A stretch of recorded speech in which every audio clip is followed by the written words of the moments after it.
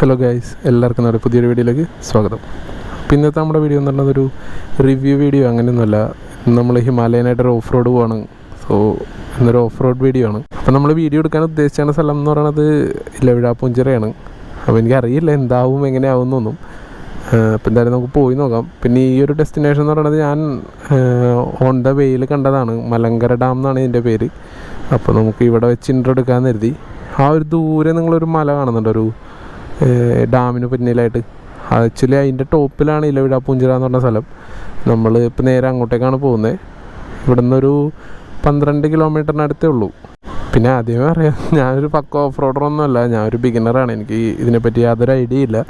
പിന്നെ നമ്മൾ first ഹിമാലയൻ്റെ video ഇട്ട സമയത്ത് 1-2 പേര് കമൻറ്റ് ചെയ്തിരുന്നു ഓഫ് റോഡ് വീഡിയോ ചെയ്യാമെന്ന് വെച്ചിട്ട്. അപ്പോൾ ഞാൻ ആദ്യമായിട്ട് നമ്മളൊരു വീഡിയോ നമ്മുടെ ചാനലിൽ ഇട്ടപ്പോൾ ആദ്യമായിട്ട് എന്നോട് ആവശ്യപ്പെട്ടൊരു കാര്യമാണ്. സോ അപ്പോൾ അത് എന്തായാലും ചെയ്യാമെന്ന് തോന്നി. എനിക്ക് നല്ല ടെൻഷനുണ്ട് സത്യം പറഞ്ഞാൽ. കാരണം എനിക്കെൻ്റെ വണ്ടി ഒരയുക അല്ലെങ്കിൽ എവിടെയെങ്കിലും ഒന്ന് വീണാലോ എന്നുള്ളൊരു ടെൻഷനുണ്ട്. കാരണം എനിക്ക് വണ്ടി സ്ക്രാച്ച് ആവാന്ന് പറയുന്നത് ഒട്ടും സഹിക്കാൻ പറ്റാത്തൊരു കാര്യമാണ്. സോ അതുകൊണ്ട് എനിക്ക് അങ്ങനെ ഒരു ടെൻഷനുണ്ട്. പിന്നെ എന്തായാലും നമ്മൾ ചെയ്തു നോക്കാം എന്നുള്ളൊരു ഉറച്ച വിശ്വാസത്തിൽ തന്നെയാണ്.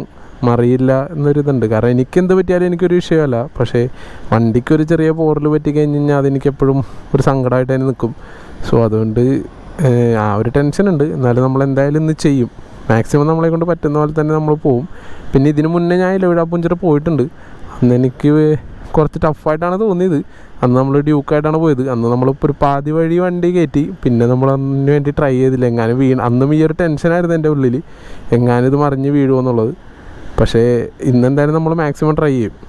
പിന്നെ നമ്മൾ മീറ്റർ കൺസോളിൽ വന്നിട്ടുള്ള ആ ഒരു ഗൂഗിൾ മാപ്പ് ഫെസിലിറ്റി യൂസ് ചെയ്തിട്ട് തന്നെയാണ് ട്രാവൽ ചെയ്യുന്നത്. എനിക്ക് നേരത്തെ പോയിട്ടുണ്ടെങ്കിലും വഴിയുടെ ചെറിയൊരു കൺഫ്യൂഷൻ ഉണ്ട്. സോ ഈ ഒരു ഫീച്ചർ നമുക്ക് ഇപ്പോൾ ഭയങ്കര യൂസ്ഫുള്ളാണ്. ഇതാവുമ്പോൾ എനിക്ക് ഇടയ്ക്ക് ഫോണിൽ നോക്കണ്ട, പില്ലിയനോട് ചോദിക്കണ്ട, വഴിയിൽ നിർത്തിയും ആരോടും ചോദിക്കണ്ട. എൻ്റെ കൺമുന്നിൽ തന്നെ എനിക്ക് ഈ ഒരു ഗൂഗിൾ മാപ്പ് വരുന്നുണ്ട്. സോ അതിൽ നോക്കി ഓടിച്ചാൽ മതി. പിന്നെ ഇതിൽ നോക്കി ഓടിക്കുമ്പോൾ റോഡിലുള്ള ശ്രദ്ധ പോവാതിരിക്കുക. പിന്നെ നമ്മളിന്ന് ഒറ്റയ്ക്കല്ല, നമ്മുടെ കൂടെ ഒരു ഫ്രണ്ട് കൂടെ ഉണ്ട് പില്ലിയനായിട്ട്. ഫസ്റ്റ് ടൈമാണ് ഞാൻ വീഡിയോ എടുക്കുമ്പോൾ ഒരു കൂടെ ഒരാളുള്ളത്. പിന്നെ എന്തെങ്കിലും ഒരു ഹെൽപ്പ് ആവശ്യം വന്നാൽ ഒറ്റയ്ക്ക് പെട്ടുപോരുത് എന്നുള്ളതുകൊണ്ടാണ് ഞാൻ കൂടെ ഒരാളെ കൂടി വിളിച്ചത്. നമ്മൾ ഓൾമോസ്റ്റ് എത്താറായിട്ടുണ്ട്. ഈ ഒരു ഏരിയയിൽ തന്നെയാണ്. കൂടെ ആൾക്കാരെയൊക്കെ കാണാം. പിന്നെ ഒരു ഓഫ് റോഡ് പോർഷൻ എവിടെയാണ് തുടങ്ങുന്നത് ഞാൻ കറക്റ്റായിട്ട് ഓർക്കുന്നില്ല. പിന്നെ മുന്നേ വന്നതുപോലെയല്ല, ഇപ്പോൾ ടാറൊക്കെ ചെയ്ത് അടിപൊളിയാക്കിയിട്ടുണ്ട് റോഡ്. നേരത്തെ വന്നപ്പോൾ ടാറൊന്നും ചെയ്തിട്ടുണ്ടായിരുന്നില്ല. ഇപ്പോൾ ടാറൊക്കെ ചെയ്ത് കിടിലിനാക്കിയിട്ടുണ്ട്. ഈ ഒരു പോർഷൻ തൊട്ടിട്ടാണ് നമുക്ക് ഓഫ് റോഡ് വരുന്നത്. നമുക്ക് ജസ്റ്റ് ഒന്ന് കയറ്റി നോക്കാം. ഇത് ജീപ്പ് വരുന്ന വഴിയാണ്.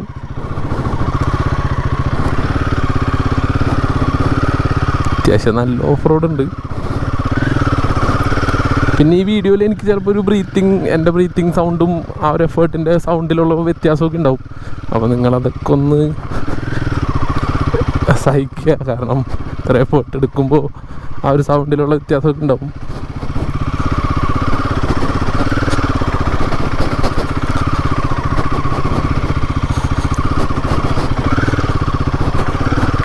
വലിയ കുഴപ്പമൊന്നുമില്ല, സിമ്പിളായിട്ട് വണ്ടി കയറി പോകുന്നുണ്ട്.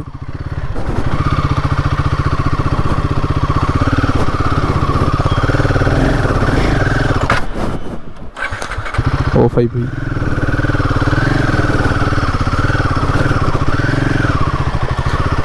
വലിയൊരു ബുദ്ധിമുട്ട് എനിക്ക് ഇതുവരെ ഫീൽ ചെയ്യുന്നില്ല.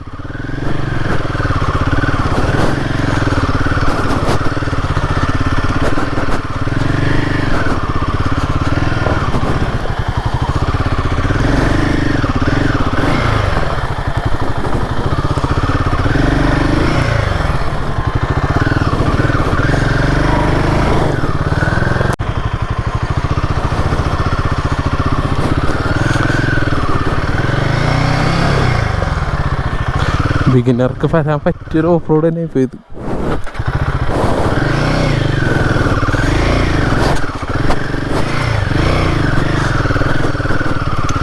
ഞാൻ പറഞ്ഞ പോലെ എനിക്ക് നല്ല ടെൻഷനുണ്ട് വണ്ടി മറിയുമോ എന്നുള്ളത്. പിന്നെ ആ ടെൻഷൻ മാത്രം വെച്ചുകൊണ്ടിരുന്ന നമുക്ക് കാര്യം നടക്കില്ലല്ലോ. മാക്സിമം പോയി നോക്കാം. പിന്നെ ഇവിടെ റെസ്ട്രിക്റ്റഡ് ഏരിയ ഉണ്ട്, ജീപ്പ് മാത്രം ഒരു വിടുള്ളൂ.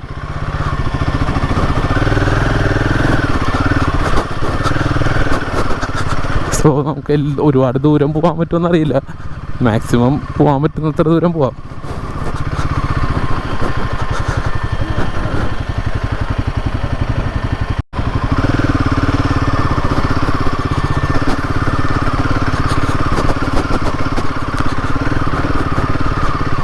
ഒരുപാട് ആൾക്കാർ നടക്കുന്നുണ്ട്, ഞാൻ മാത്രമേ വണ്ടിയായിട്ട് പോകുന്നുള്ളൂ. പിന്നെ ജീപ്പ് ഉണ്ട്, ആക്ച്വലി ജീപ്പ് ഒരുപാടുണ്ട്. പിന്നെ ഞാൻ കഴിഞ്ഞ തവണ വന്നപ്പോൾ ആ റോഡൊക്കെ ഓഫ് റോഡൊക്കെ ടാർ ചെയ്തു. ഞാൻ നേരത്തെ വന്ന സമയത്ത് ഇങ്ങനെ ആയിരുന്നില്ല.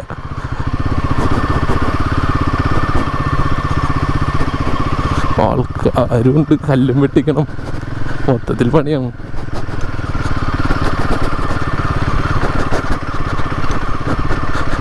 ആക്ച്വലി ജീപ്പ് മാത്രമാണ് അവർ ഇവിടെ അലോ ചെയ്യുന്നത്. വീണ് കഴിഞ്ഞാൽ നാണക്കേട് പോവും. ജസ്റ്റ് ഇവിടെ വരെ പോകാൻ നമ്മുടെ ഫ്രണ്ട് പുറയിലുണ്ട്. ഫ്രണ്ട് വരെ വന്നിട്ട് എനിക്കാണെങ്കിൽ ഇവിടെ വരെ വരാൻ പറ്റുള്ളൂ. ഇവിടെ വെഹിക്കിള് ഇത്രേ വരാൻ പറ്റുള്ളൂ. എന്തായാലും ഇവിടെ ചങ്ങല കിട്ടിയിട്ടുണ്ട്.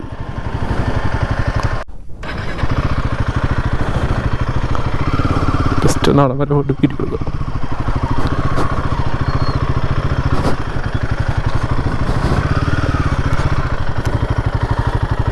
ഇവിടം വരെ നമുക്ക് അലൗഡായിട്ടുള്ളൂ. നമ്മളാ ഒരു ഓഫ് റോഡ് കയറ്റി മേളിലെത്തി. നമുക്ക് മാക്സിമം ഇവിടം വരെ വരാനുള്ള പെർമിഷനേ ഉള്ളൂ. ഇവിടെ നിന്ന് അങ്ങോട്ടൊരു ചങ്ങല ജീപ്പുകളാണെങ്കിലും ഇവിടെ വരെ വരുള്ളൂ. ഇപ്പോൾ നമ്മൾ കംപ്ലീറ്റ് ടോപ്പ് എത്തിയിട്ടില്ല.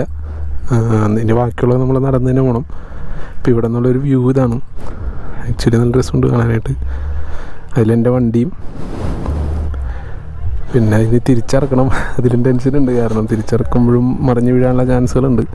സോ അപ്പോഴും വീണ് കഴിഞ്ഞ് കഴിഞ്ഞാൽ വണ്ടിക്ക് എന്തെങ്കിലും പറ്റുമോ എന്നുള്ള ടെൻഷൻ എനിക്കിപ്പോഴും ഉണ്ട്. പിന്നെ വേറെ ആരും ബൈക്കൊന്നും കയറ്റുന്നുണ്ടായില്ല. സോ എല്ലാവരും നോക്കുന്നുണ്ടായിരുന്നു. പിന്നെ എങ്ങനെ മറിഞ്ഞ് വീണ് കഴിഞ്ഞാൽ നാണം കെട്ടേനെ ഉറപ്പാണത്. അങ്ങനെ ഒരു ടെൻഷനും ഉണ്ടായിരുന്നു എനിക്ക്.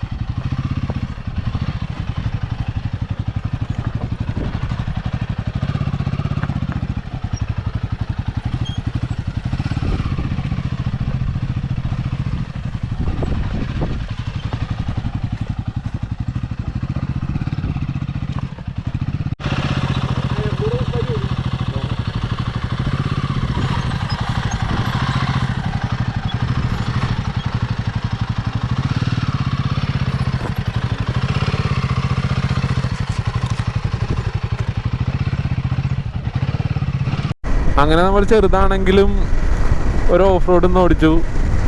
അതിൻ്റെ എക്സ്പീരിയൻസ് എന്തായാലും ഞാൻ ഷെയർ ചെയ്യാം. ഞാൻ പറഞ്ഞല്ലോ, ഉള്ളിൽ ഒരുപാട് പേടി ഉണ്ടായിരുന്നു, വണ്ടി എങ്ങാനും അറിയോ എന്നുള്ളൊരു പേടിയൊക്കെ ഉണ്ടായിരുന്നു. പക്ഷെ അങ്ങനെയൊന്നും സംഭവിച്ചില്ല.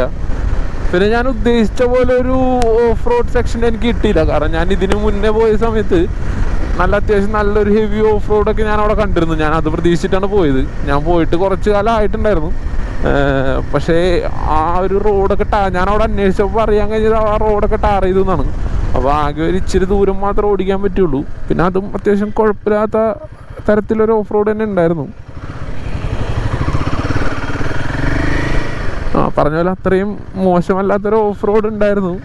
എനിക്ക് നല്ലൊരു എക്സ്പീരിയൻസ് തന്നെയായിരുന്നു അത്. പിന്നെ ഒരുപാടൊരു എഫേർട്ടൊന്നും എനിക്ക് വണ്ടിയുടെ ഭാഗത്തൊന്നും തോന്നിയില്ല. പിന്നെ എനിക്ക് ഏറ്റവും അഡ്വാൻറ്റേജ് ആയിട്ട് തോന്നിയത് എൻ്റെ ഹൈറ്റ് തന്നെയാണ്.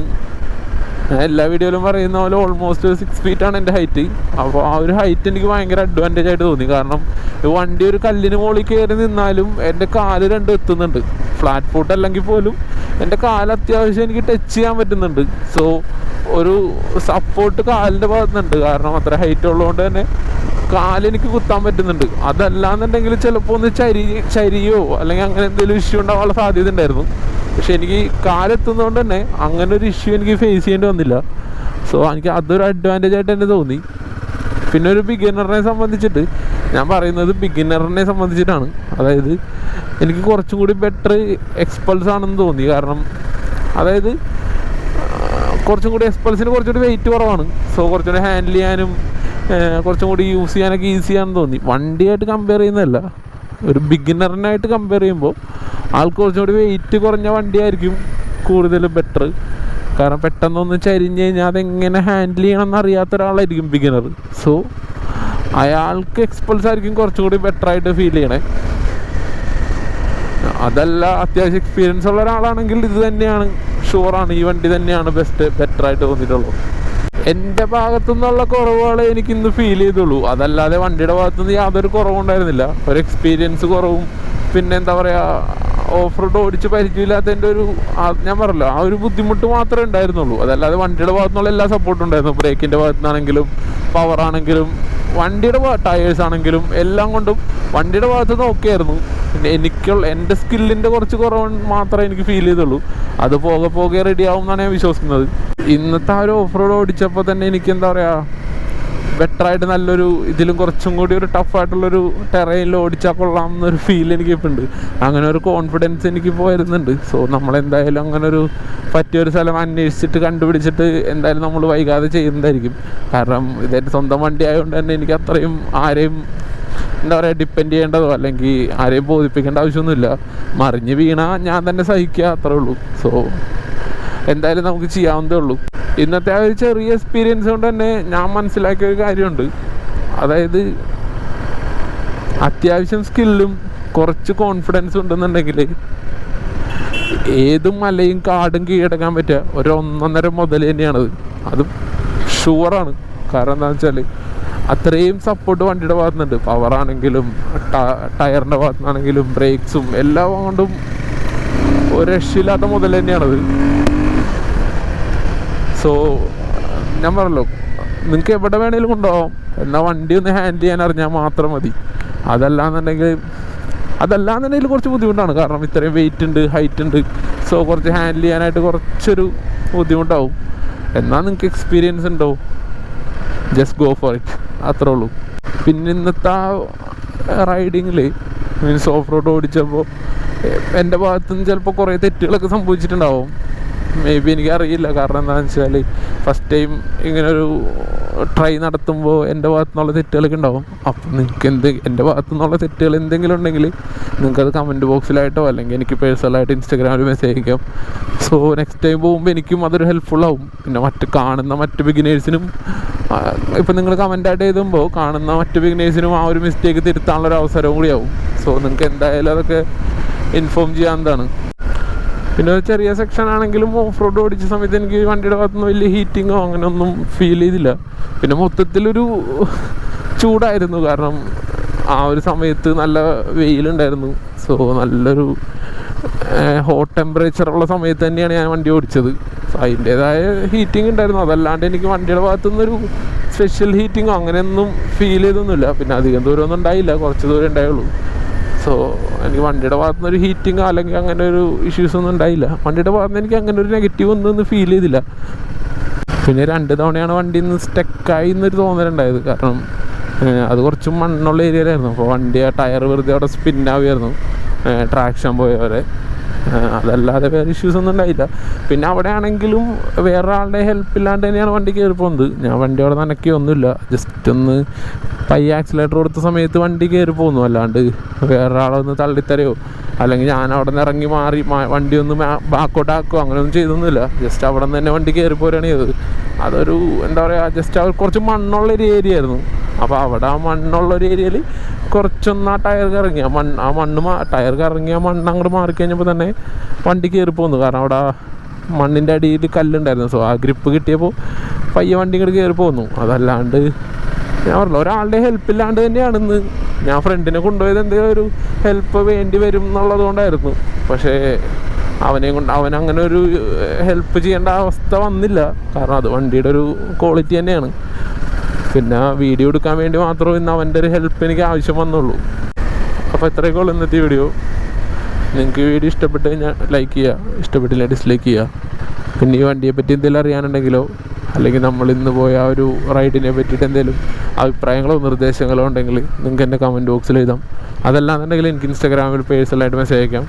ഇൻസ്റ്റാഗ്രാമിൻ്റെ ലിങ്ക് ഞാൻ എൻ്റെ വീഡിയോൻ്റെ ഡിസ്ക്രിപ്ഷനിൽ കൊടുത്തിട്ടുണ്ട്. So see you in next video. By.